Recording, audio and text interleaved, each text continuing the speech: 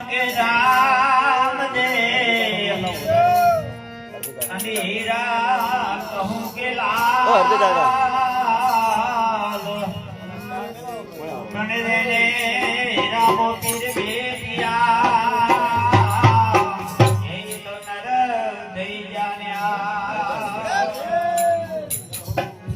अरे माना जाने या करो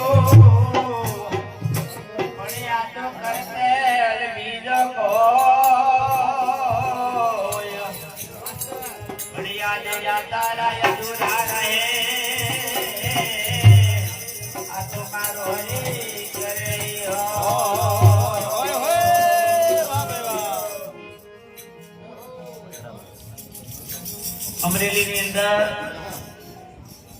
મૂળદાસ સંત કરીને એક આશ્રમ હતો અને સંધ્યાનો ટાણો હતો અને એક બાઈ કુએ પડવા આવી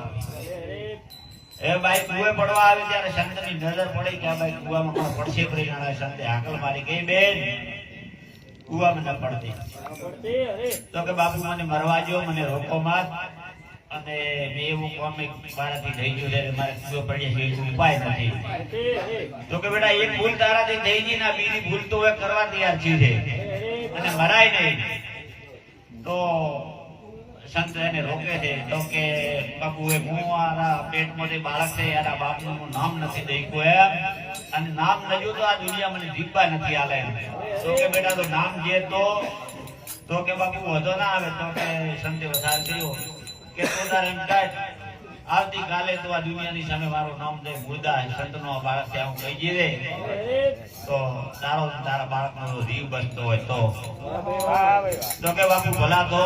અને આ દુનિયા તમને છોડશે નહીં અને ઓલા ગધેડા બે હારી ફેરવશે કે જે થાય તે પણ તારા બે જીવ બચતા હોય તો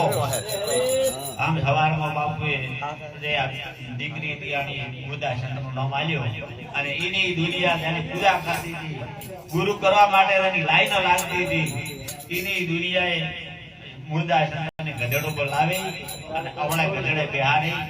જૂતોનો હાર પહેરાવીને અમરેલીની બજારમાં ફેરવવાનું ચાલુ કર્યું તારા સંત મુર્દા વધાર કરે છે મનમાં કે વાહ ભગવાન વાહ જાઓ ગુરુ બનાવવા માટે મારા માટે જે લાઈનો લાગતી હતી એની આ વસ્તી છે અને હા એ કરે છે પણ કશું વધુ નથી કુદરત ને બે જીવ તો કે બતાયા છે હવે અહીંયા આમ ભરઘોડો પૂરું થાય છે મુર્દાસન વધાર કરે બાડા દુનિયા તો નહીં માને પણ જે ભાવનગરના રાજા છે એ મારો થેલો છે અને કોઈનો ગુરુ છું તો આ રાધા વાતને હરમશે અને થઈ જાય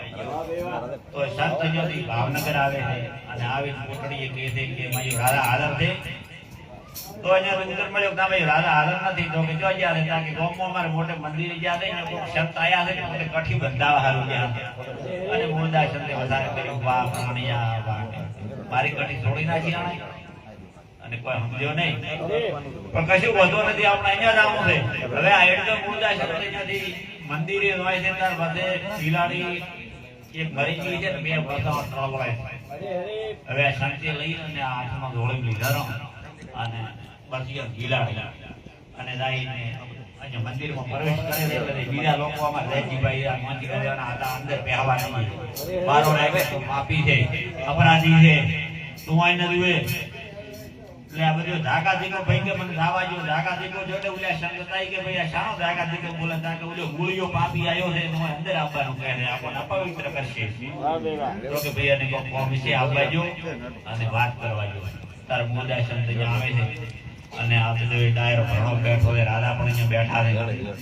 પછી આવી મુર્દાસન આ સંતની આગળ કહે છે કે તમે બધા સંતોને પાય લાગુ વંદન કરો આમાં જે બે બસવા છે ધાવણો અને એની માં મરી ગઈ છે જો તમે સંતો બધા ભળા ચાલો અને આને જીવતી કરો તો બે જીવ બચી જાય પછી આ સંતો કહેવા માંડ્યા કે મરેલો કદી રીંગતો ન થાય મૂલ્યા પણ તને આ દુનિયાએ જાકારો આવ્યો છે ને એટલે તારો સટકી ગયો છે કે તો કે રીંગતો તો થાય પણ તમને આવું લાગે છે પણ કાં તો તમે રીંગતો કરો ને કાં ખોટી વાહવાહી મત કરાવો તાકે આ મરેલો રીંગતો ન થાય આમે કહો ન તો કે તમારા કમંડળનો પોણી આલો ચંદકન કમંડળ તો એનો પોણી લઈ અને મુદાયના બધાની સામે પ્રતિજ્ઞા કરી કે જેની બહુ અને આજ સુધી મારા ઉપર તો કોઈ કલંક ન લાગેલો હોય તો આ બિલાડી જીવતી થાય કરી પોણી ફાટ્યું ને બિલાડી થી જીવતી ગઈ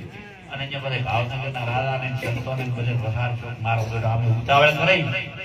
અને આની કઠી તોડી નાખી બધે ભાવનગર રાજા ને આડા વળાય ને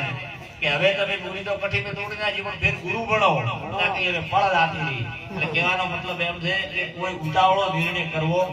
નહીં બોલો ગુરુ મહારાજ કી જય।